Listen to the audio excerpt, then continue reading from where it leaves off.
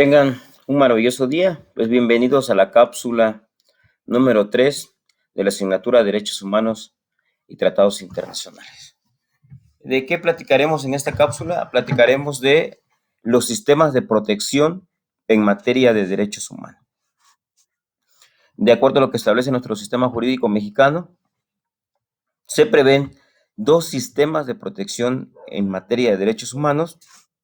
El primero es el sistema jurisdiccional de protección de los derechos humanos, cuyo medio de control constitucional de mayor importancia es el juicio de amparo previsto en el artículo 103 y 107 constitucional. Pues bien, el artículo 103 en su fracción primera de la Constitución Política Mexicana, pues claramente establece que el juicio de amparo procede en contra de actos, omisiones y normas de carácter general que violen los derechos humanos y las garantías para su protección previstas en los tratados internacionales, previstas en la Constitución y los tratados internacionales de los que el Estado mexicano es parte. Pues bien, como todos ya sabemos, uno de los principales instrumentos jurídicos a través de los cuales se tutelan o se salvaguardan los derechos humanos y también las garantías para la protección de los derechos humanos, puesto que en el juicio de amparo se alegan ambas cosas. Se alega la violación al derecho humano a la libertad, la violación al derecho humano al trabajo, la violación al derecho humano a la libertad de expresión, a la libertad de imprenta, el derecho humano a la salud, pero también se tienen que alegar, se tienen que acreditar violaciones, no necesariamente, pero también violaciones a las garantías para la protección de los derechos humanos, puesto que finalmente cuando una autoridad no respeta las garantías para la protección de los derechos humanos, es que podríamos decir que incurre también de cierta manera en la violación a los derechos humanos. Ahora bien, además del artículo 103 y 107 constitucional que prevé el juicio de amparo, existen también otros medios de control constitucional que salvaguardan, tutelan o protegen los derechos humanos. Me refiero a las acciones de inconstitucionalidad, por ejemplo, puesto que cuando existan leyes que transgredan los derechos humanos, la Fiscalía General de la República, la Comisión Nacional de los Derechos Humanos,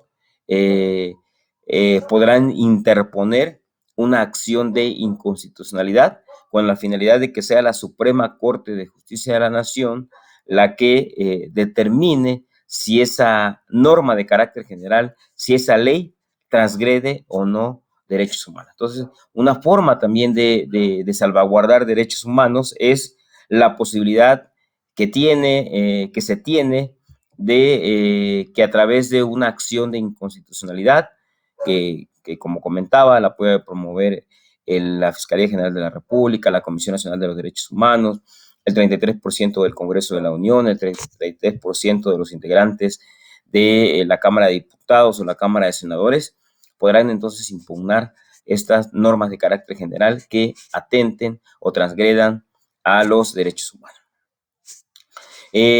También a través del juicio para la protección de los derechos políticos electorales se tutelan derechos humanos y pues se tutelan precisamente derechos humanos de esa naturaleza, derechos humanos de naturaleza política electoral, ¿no? Es decir, si no tengo mi credencial de elector, si no aparezco en la lista nominal, si no aparezco en el padrón electoral, si no me quieren registrar como candidato, yo tengo la posibilidad de promover un juicio para la protección de los derechos político-electorales.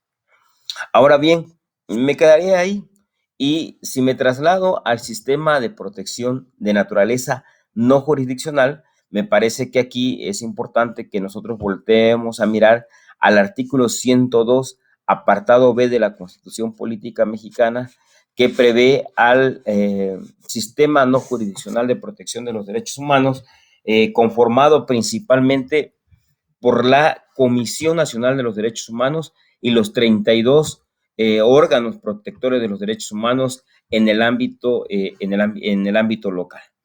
Pues bien, ¿por qué lo podemos conocer como un sistema no jurisdiccional de protección de los derechos humanos? Porque en efecto la Comisión Nacional de los Derechos Humanos y las comisiones estatales de los derechos humanos en las diferentes entidades de la República de nuestro país, pues no pertenecen al Poder Judicial. Más bien se trata de órganos constitucionalmente autónomos, ¿no? Órganos que no dependen o no podemos nosotros ubicarlos en el Poder Ejecutivo, en el Poder Legislativo, en el Poder Judicial.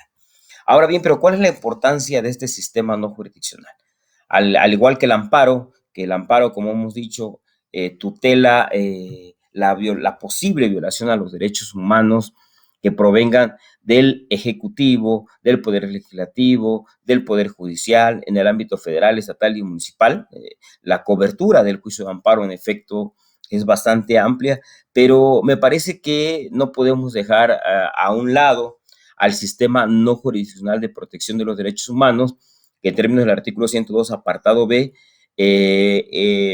sirve para procurar la protección, la garantía, la defensa de los derechos humanos cuando el acto violatorio de los derechos humanos provenga ¿de dónde? Provenga del Ejecutivo, provenga de la Administración Pública Federal.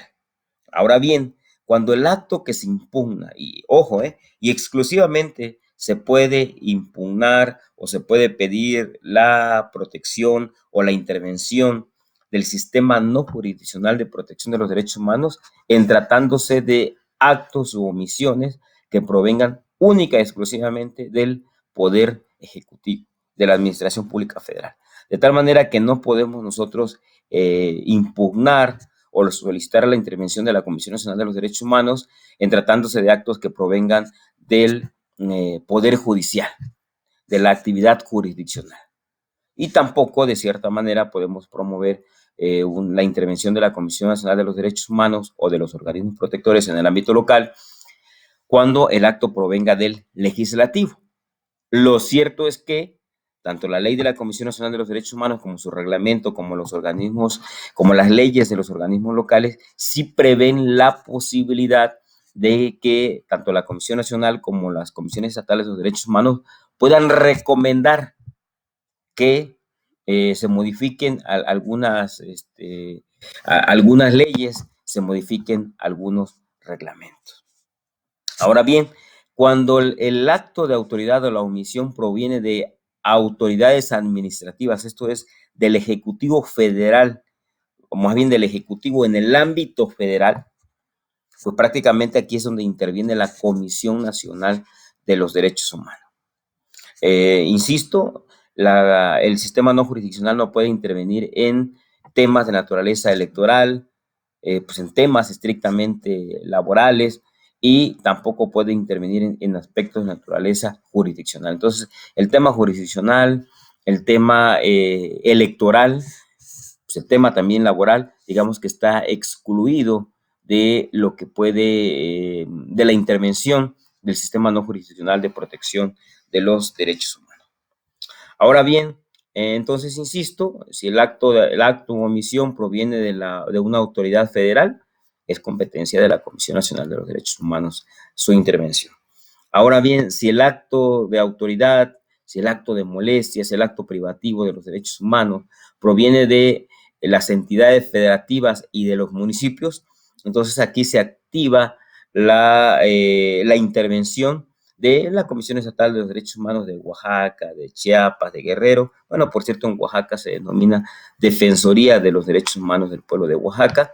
Pero en fin, si el acto de autoridad proviene del gobierno local, de un gobierno municipal, de una dirección de turismo municipal, de una autoridad de esa naturaleza, interviene, me refiero si el acto de autoridad es estatal o municipal, interviene o tiene la potestad de intervenir las comisiones estatales de los derechos humanos.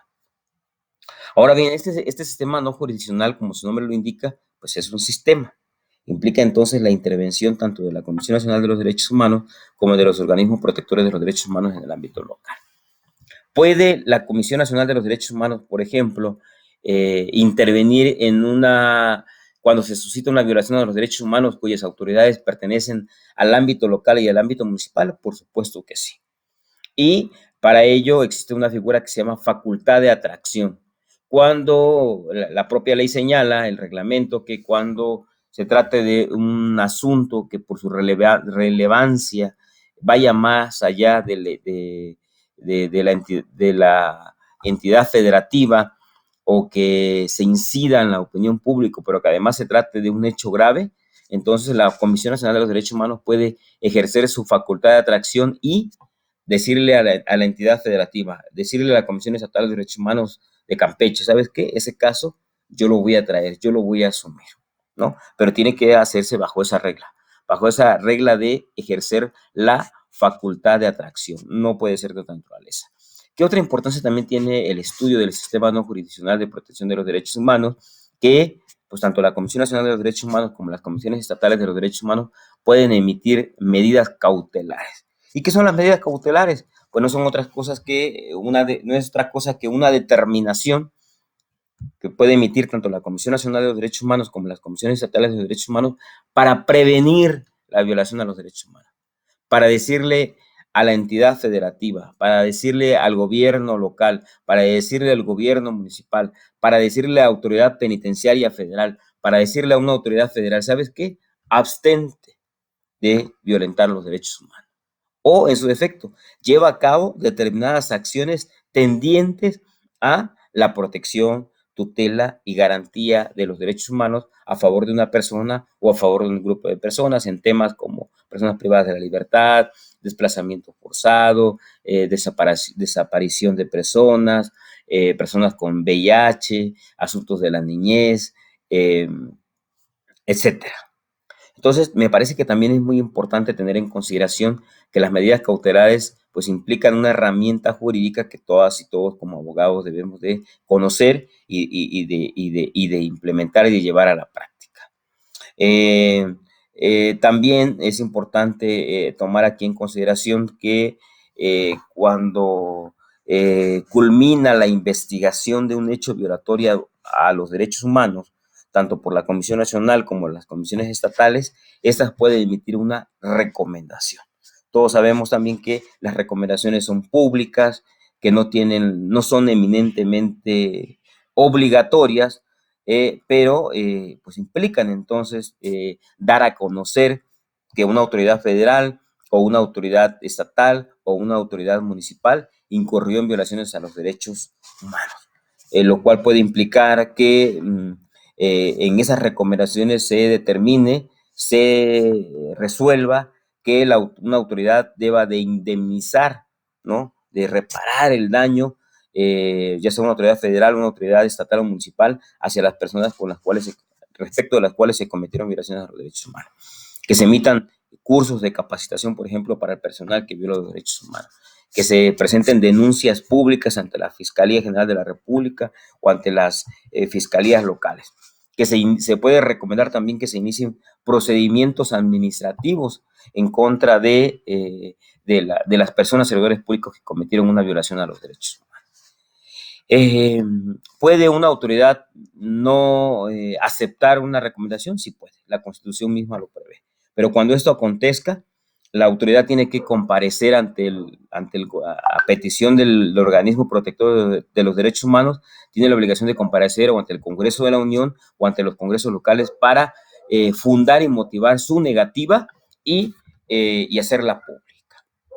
No obstante, me parece que hablar del sistema no jurisdiccional de los derechos humanos también es muy importante, es infinito, por decirlo de una manera, el número de quejas que llegan o que se ventilan ante cada uno de los órganos protectores de los derechos humanos en el ámbito local o ante la Comisión Nacional de los Derechos Humanos. De tal manera que la tarea que realiza el sistema no jurisdiccional y el sistema jurisdiccional en materia de protección, tutela y garantía de los derechos humanos es fundamental. ¿Cuándo? Cuando las autoridades no cumplen con ese mandato constitucional de salvaguardar y proteger los derechos humanos y las garantías previstas en la Constitución y en los tratados internacionales. De tal manera que a través de estas herramientas jurídicas se puede procurar la tutela y protección y garantía de derechos humanos a favor de todas las personas. Es cuanto.